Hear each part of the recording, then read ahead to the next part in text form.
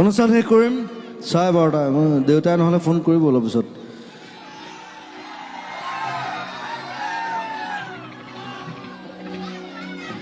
এটা বজাৰ আগে আগে দেউতাই ফোন কৰিব আৰু তুমি 1টা বাজিব হ'ল গান গাই থাকিব ঘৰলৈ আহা আজিকালি মই একদম দেউতাৰ কথা মতে চলোঁ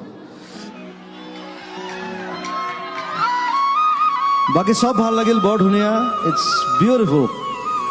চব মানুহ চব ল'ৰা ছোৱালী চব যিমান মানুহ আছে চব মই প্ৰথম আহিছোঁ চাগে ইয়াত